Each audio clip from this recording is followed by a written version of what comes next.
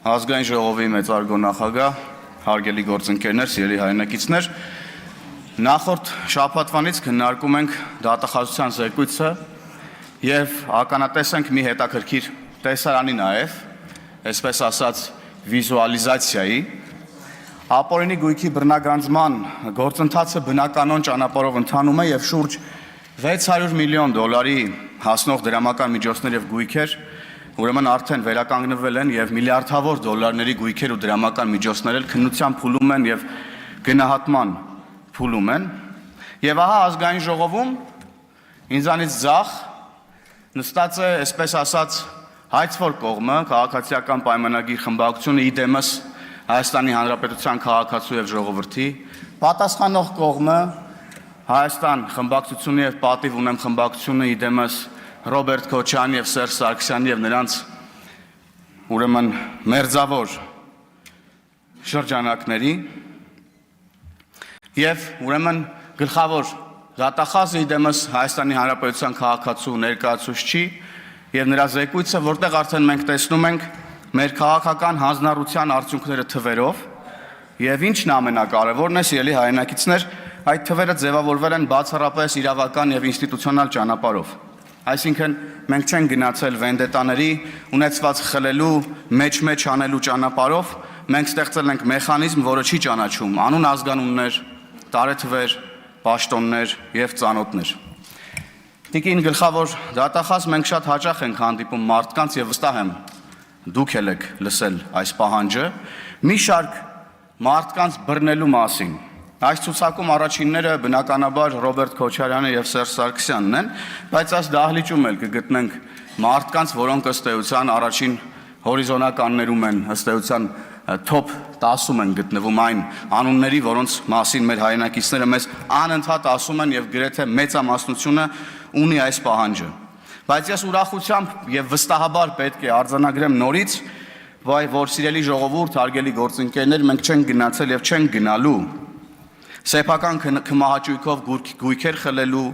առանց որևէ իրավական հիմքի մարդկանց բռնելու, ունեզրկելու ճանապարհով երկիրը չենք տանելու կործանման, որովհետեւ դա կլինի ինքնաոչնչացման ամենաուղիղ եւ ամենակարճ ճանապարհը։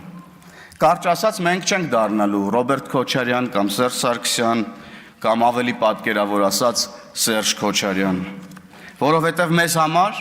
ավելի կարևոր է, որ չլինեն անմեղ ազատազրկված մարդիկ, քան մի քանի մեղավոր եւ անգամ մի քանի սրիկա լինեն ազատության մեջ, որովհետև մեղավորների պատասխանատվության ժամանակը վաղ թե ուշ գալու է, իսկ անմեղների ժամանակը այլևս հետ չես բերի։ Մենք դրա ականատեսը նաեւ լինում ենք, տեսնելով թե ինչքան անմեղ մարդիկ են հայտնվել անազատության մեջ քաղաքական քմահաճույքներով։ Բայց խոսելով ժողովրդի մի մասի զայրույթի մասին, այս կամ այն մարդուց, այս կամ այն գույքը վերցնելու, ուրեմն վերականգնելու մասին, այս կամ այն մարդուն բռնելու մասին, մի երևույթի էլ ես կուզեմ անդրադառնալ։ Շատ են գույքերը, աչք ծակող գույքերը Հայաստանի Հանրապետությունում եւ հատկապես Երևանում, որոնք մի տեսակ էմոցիոնալ եւ ընկալումների մակարդակում ազդում են մարդկանց ներվի վրա եւ ընկալման մակարդակում նաեւ ստվերում են այն թվերը, այն ձեռքբերումները, որոնք մենք ունենք։ Եվ մենք ունենք ձեռքբերումներ, որովհետեւ շատ երկրներ ապօրինի գույքի բռնագանձման ինստիտուտի արդյունքները տեսնում են շատ ավելի երկար ժամանակամիջոցում, քան մենք ենք այսօր տեսնում։ Եվ այդ գույքերը հիմնականում կենտրոնացած են Երևանում։ Ասենք կենտրոնում, որ կանգնում ես Մայր Հայաստանի կողքին, տեսնում ես վեր է խոյանում Գագիկ Խաչատրյանի շքեղ դղյակը, որը կարծես կոռուպցիա եւ թալանի հուշարձանը լինի Երևանի կենտրոնում։ Մանումենտով բարձրանում ես ձախի վրա, տեսնում ես ազգային ժողովի կերպարով Հովիկ Աբրահամյանի տունը, որ լոլիկներով էր կառուցել, կարծես թե, եւ սենց մարդիկ մեր քաղաքացիները կարծում եմ նաև այնքան արմատացած եղել կոռուպցիան եւ թալանը Հայաստանի Հանրապետությունում եւ ավանդույթի նաև մշակութային արդեն ինչ որ բանա դարձած եղել Հայաստանում, ազգային բանա դարձած եղել Հայաստանում, կոռուպցիան ու թալանը, որ մեզ ինչ որ էմոցիոնալ եւ ընկալումների մակարդակում նաև ինչ որ քաղաքական միգուցե միջոցառումներ են պետք, ես չգիտեմ ինչեր են պետք, բայց այդ աչք ծակող գույքերը Ես կարծում եմ դրանց հետ ինչ որ հանրային նշանակության փոփոխություններ են միգուցե պետք իրականացնել, երբ որ դրանք ուրեմն կհայտնվեն ապօրինի գույքի տիրույթում, ես հույս ունեմ, որ այս իմ թվարկած աչք ծակող գույքերը քննության եւ անգամ գնահատման փուլում են գտնվում։ Եվ քանի որ խոսեցի կոռուպցիա եւ թալանի հուշարձաններից, պետք է վերադառնամ ուրեմն ազգային ժողովի դահլիճ, կոռուպցիա եւ թալանի կենթանի հուշարձանների մոտ, Հայաստան եւ պատիվ ունեմ խմբակցությունների մոտ։ Նախորդ շաբաթվա վերջին մեր գործընկեր ընդդիմադիր Հայաստան խմբակցության քարտուղար Արծվիկ Մինասյանը հանդես եկավ մի շարք ֆանտաստիկ հայտարարություններով, ֆանտաստիկ ոչ թե դրանց առանձնահատկությունների, այլ անհնարինության իմաստով։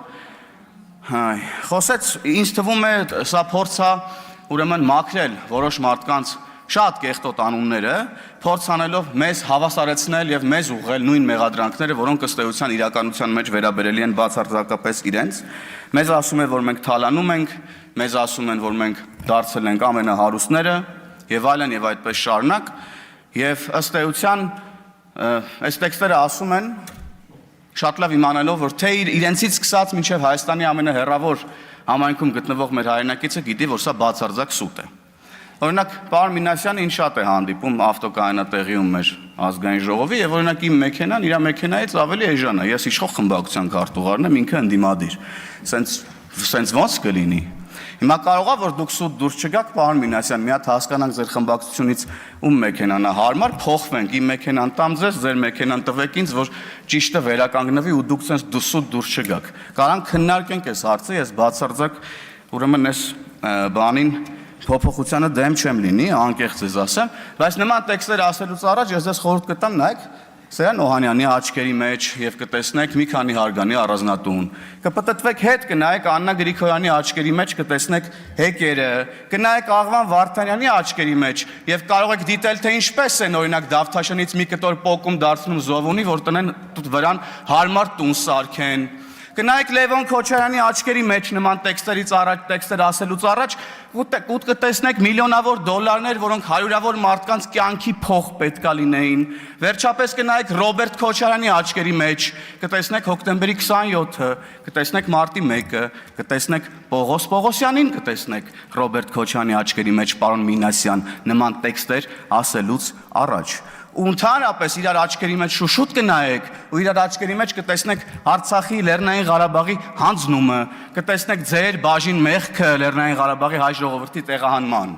Ու հետո գալիս եք այստեղ խոսում եք Լեռնային Ղարաբաղի ժողովրդին թիրախավորելուց։ Այդ դուք չէիք, որ այստեղ միտինգներ եք անում հանրապետության հրապարակում, ամեն ինչ անում եք, որ Լեռնային Ղարաբաղի հայ ժողովուրդը լքի իրենց հայրենի հողը չպայքարի իրենց իրավունքների համար, գա Հայաստան, ավելի կոնկրետ Հայաստանի Հանրապետության հրապարակ, ավելի կոնկրետ կառավարության դիմացի ձեր միտինգներին։ Դրանից այն կողմել ոչ կարելի է թիրախավորել Լեռնային Ղարաբաղի հայ ժողովրդին։ Այդ մարդկանց չթողեցիք իրանց իրավունքների համար պայքարեն, բերեցիք Հայաստանի Հանրապետություն, հիմա էլ հելել եք իրանց վերադարձի մասին եք խոսում, խեք խափում այդ ժողովրդին ու սուտ պատրանքներով ներարկում։ Ախր դուք էլ գիտեք, որ դուք սուտ եք խոսում,